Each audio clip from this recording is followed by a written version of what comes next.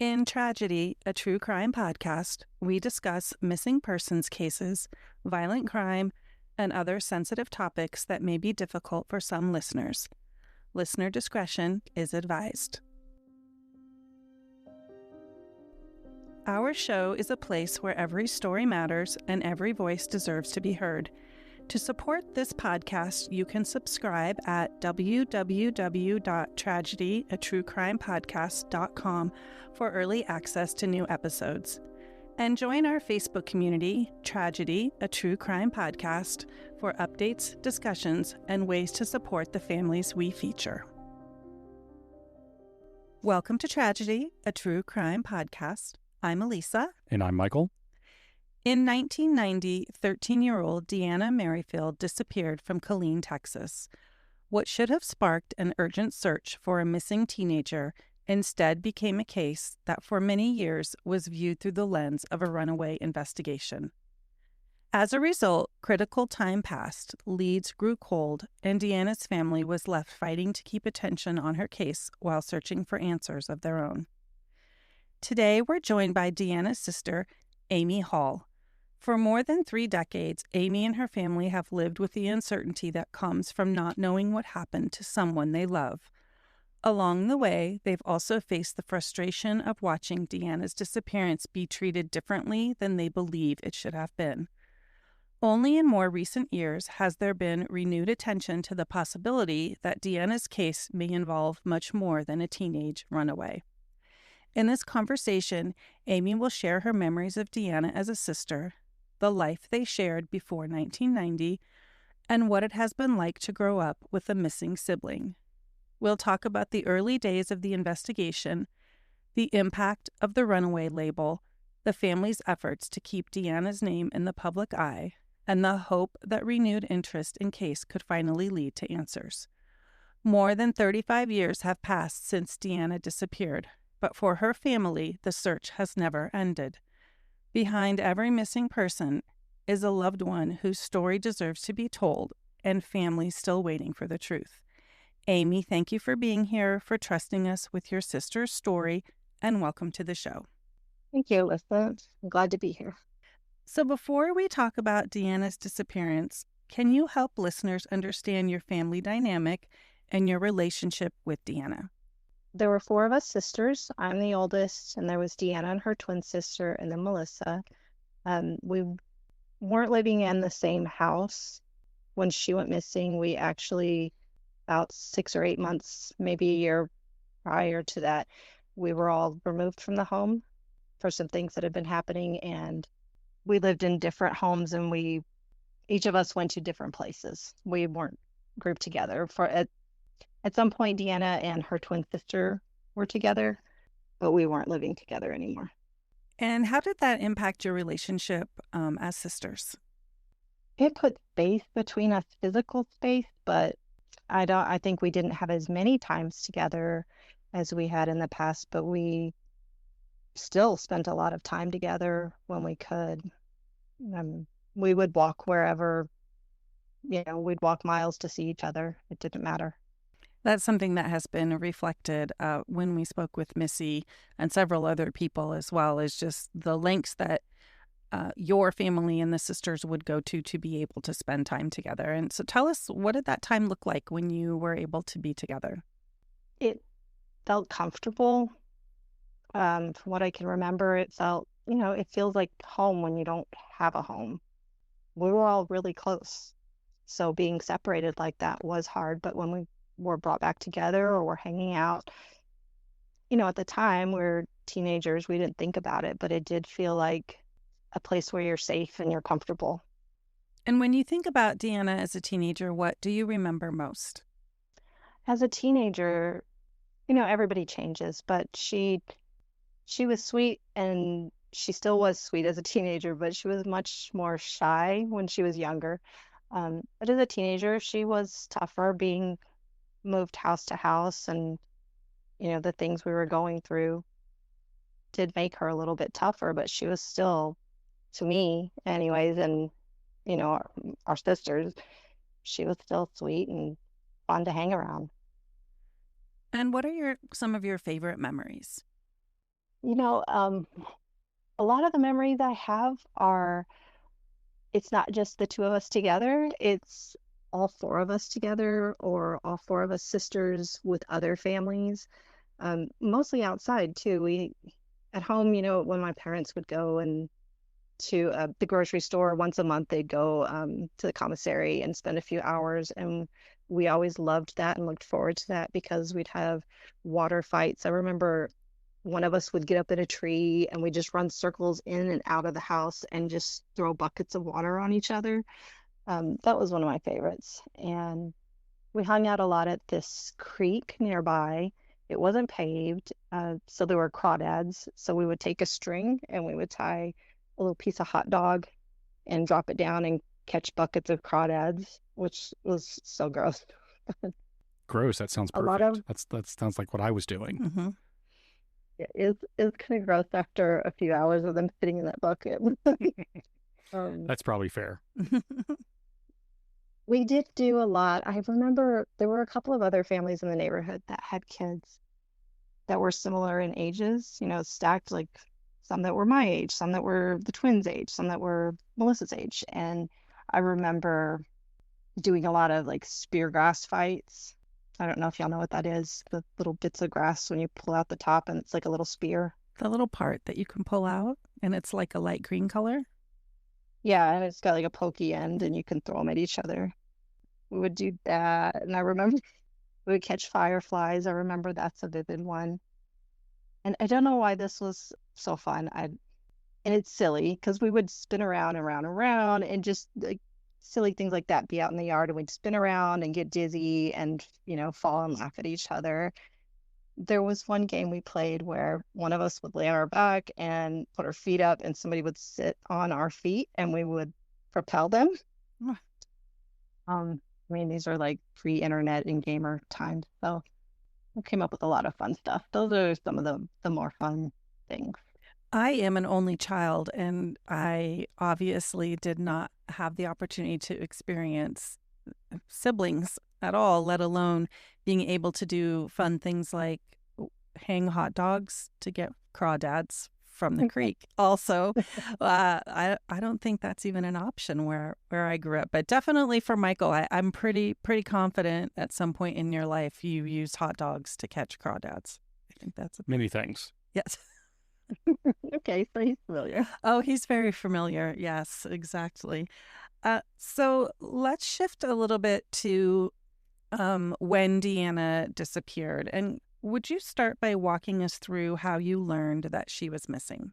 So I was in Virginia that summer visiting my aunt and her family up there just for the summer. And I lived at my grandmother's and I went up there just for the summer. And Deanna, the last time I talked to her, she said she was going to be, staying at grandma's. And I was so excited. We were going to hang out and watch movies and stuff when I got back. And I think I got a phone call. I don't remember exactly how I found out. I do remember when I got back from Virginia, going through every phone number I had and calling everybody I knew and asking over and over, do you know my sister? Did you see her? Is this the car that was in the description? Does this belong to you? Many calls. I don't remember the exact call I received, but I remember getting back to Texas and making a lot of calls to people. What were you told? Were you told that she had disappeared? Were you told that she had run away? It sounds like maybe you were also given some information about perhaps where she had last been seen.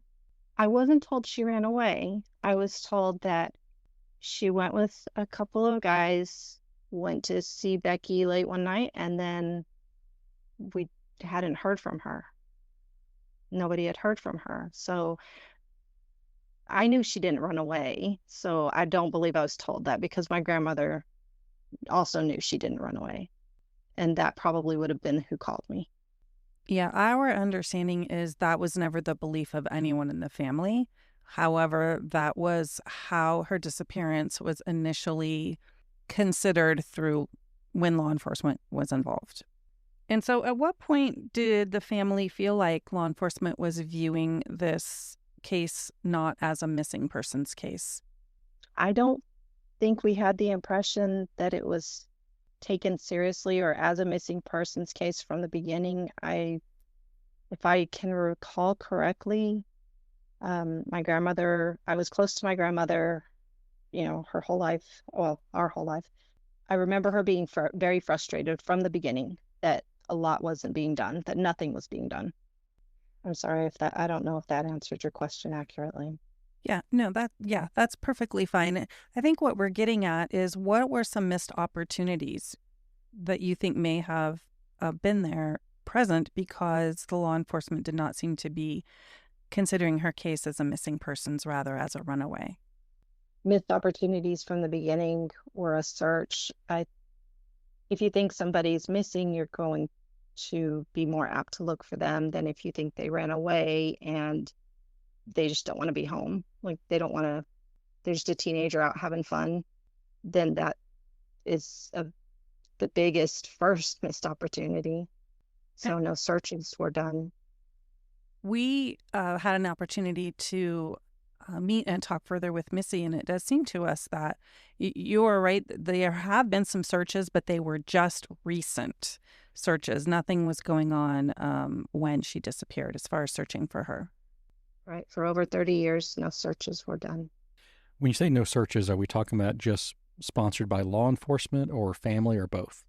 No searches at all. Not the community. There wasn't a lot of, I don't believe there was any media. Back then it was newspaper and news, and I don't think there was any media coverage that I can remember. How did your family advocate for the case when it seemed others believed Deanna had left voluntarily? From the beginning, my grandmother made several phone calls often to the police department. I don't think many people took her seriously. Then after many years of trying and the case being kind of dropped, and then, she'd call and it would be restarted, she did give up. And then Missy did step in, I believe it was around 2007. And that's when she very first started to learn about some of the things you can search for online and some of the different websites that were coming online that you could, search for missing people and things like that. And I think that's also when she got Deanna put into the what is it, National NC, I don't remember the initials, NCMEC. That's database. Right. Yeah. Yeah. National Center for Missing and Exploited Children. NCMEC. Yeah. That's when she had that done. She did a lot of things then, and I believe that our other sister, Deanna's twin, also helped out then too. That's when she did the hypnosis, I believe. Gave her DNA for the databases too. And then things were dropped. I don't know exactly what happened. Life happened. Missy also had kids, and not a lot of movement was had until a year or two ago. I want to say, was it 2024? Is when Missy started pushing again, and 2025 is when she and Luke really started, taking action and learning all the different resources and getting the searches done and that sort of thing. And also, it's our understanding that there's been some really good collaboration with a private investigator who's supporting, and the current detective as well. Yeah, but I don't remember exactly. Missy has a lot more of the details, but from what I remember, I think that Detective Cash at the KPD is the one who has been really helping out. I believe he picked it up as just a special interest. He's not in the cold case department. There is no cold case department at KPD, which is another problem. But he picked it up and started doing these searches and really looking into the case more on his own time. So he has been incredible. But he only has so much time because he's also an actual, detective there. He has a job. Yes, I hear what you're saying about the lack of a cold case department. In fact, Missy was just speaking with us about that the other day when we met her for the first time, and the resources that are there and the frustration around not having a dedicated cold case department, because it seems that there are several unresolved cases in your area. Yes, there are many. She's doing what she can to bring awareness to that without stepping on toes. So hopefully there's some progress made, but I believe the only responses she's gotten is we're working on it. Several of our families have shared what you're discussing is this desire to push and get more from law enforcement, but the balance to make sure that the relationship is maintained and not harmed in that pushing. So we hear what you're saying, and one of the things that we really love about Missy is not only her ability to learn what resources are out there, but her desire to share those resources. And I've already shared some of the resources that she shared with us with our families, in hopes that they can access some of the things that Missy has been able to access to support them. So we're just so grateful for her for sharing what she knows and being a resource for us. Yeah, that's great news that you've been able to share some of those already. She has been incredible. She's my baby sister. We weren't super close growing up. I think we're like 8 years apart. She's very courageous. This is another thing that we see a lot. There's always at least, sometimes more than one, but at least one fierce person in every story we've told. I could name them off for you. Who's the fierce person for Ian Rogers? Who's the fierce person for Jody Kilgore? Everybody has, every story that and family that we support has one, and she's your fierce person. She really is. Yes, and I love knowing that her fierceness is also helping other families. She would love knowing that also. Yeah, I think that's so important. Do you believe there are still people out there who know more than they've shared? Absolutely.